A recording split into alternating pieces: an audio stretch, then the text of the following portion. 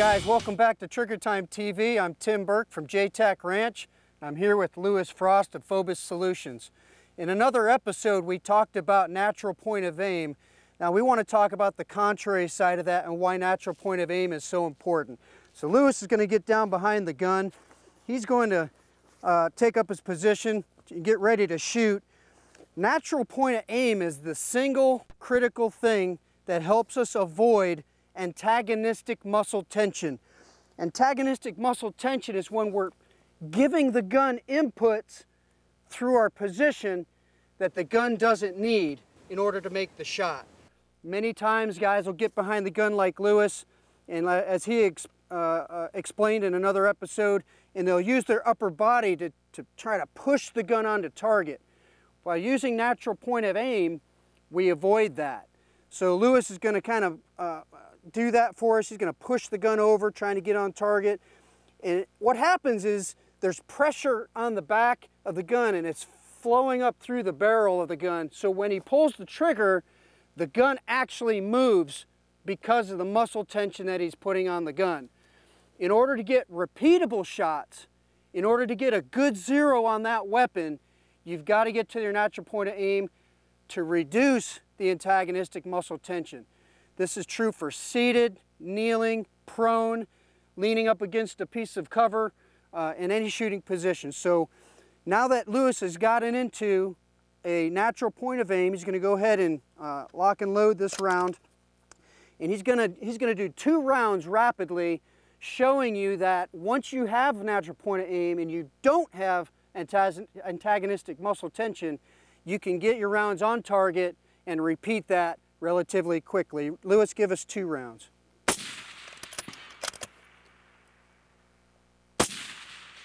Guys, by avoiding antagonistic muscle tension, Lewis is able to put 2 rounds accurately downrange relatively quickly. For information on antagonistic muscle tension, check out Trigger Time TV. Hey folks, Charles Sumner with Glock here again. Today we're going to talk about long-term storage for your firearms. And one of the things you want to do before you put that gun up for a long term, what does long term mean? Are you going to put it in for a month, or are you going to put that gun up and keep it one that you value highly, and you're going to never shoot it and just put it up? One of the things you want to do is make sure that the weapon is clean before you put it up. You want to lubricate it, and also a little lubrication on the outside, but you don't want to put too much. Too much lubrication is just as bad as not enough. Lubrication can draw dust and so forth in the room or in the safe if you have dust in the area, so not too much lubrication. The other thing you want to think about when you're putting it up, are you going to put it in a closet, are you going to put it in a drawer, or are you going to put it in a safe? Depending on that area, what kind of humidity is in that area. Are you going to put it, does your safe go outside in the shop where the humidity is higher than it is in the house?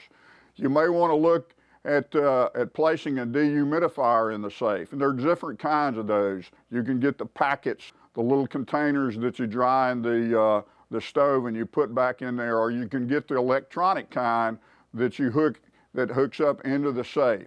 So one thing you want to make sure of, the gun is clean, it's in a good dry area, and periodically check that gun to make sure that everything's okay with it, that you're not getting a little bit of rust or anything, and that wipe it down just a little bit more when you check it like that. So a little bit of lubrication, not too much lubrication, and check it when you can. This has been Charles Sumner with Glock. Thank you for watching Trigger Time TV. Hey folks, Chase Jenkins here from Talon Defense. I'm with Nate Murr from Kinetic Development Group. He's here to tell us a little bit about the B5 grip stop. So this is the B5 Systems grip stop, and for those of you that don't know me, this was actually my first product. I started working on this design about 10 years ago when I was still in the Marines, and being a dumb grunt, I never thought I'd ever make something that would actually get manufactured. But this was actually the first thing I ever came up with, and I actually brought along the original prototype with me today. So I made this out of a shelving bracket and epoxy putty, and that slowly evolved into the grip stop that we see today. So I started out with that original design. What I wanted was a versatile grip. I was using a stubby vertical grip to pull the rifle back into my shoulder pocket. It didn't make any sense to me though, because most vertical grips create a right angle, right? So your hand's contorting to fill that dead space to that right angle. I'm like, there's got to be a better way. So came up with that. Some of my first original 3D printed prototypes, I sent this guy and a bunch of other ones over to Third Group when they were in Afghanistan at the time. They broke a bunch of them, told me what they liked, what they didn't like, and the final design was refined off their feedback.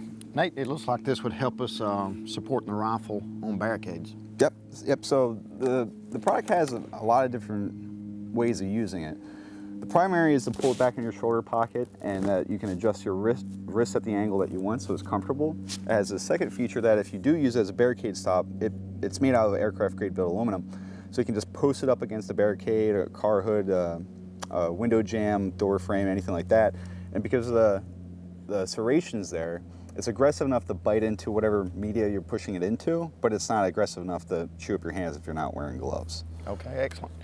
So B5, I licensed the product out to B5 Systems. B5 makes 3 different variants of the grip stop. This is the standard model.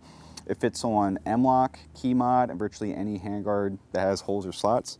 There's a shorter version called the Grip Stop K, and there's a pick rail version. And you can find them all on B5's website. Okay, folks, Chase Jenkins from Talon Defense, Nate Murr from Kinetic Development Group. Check out the website for more products.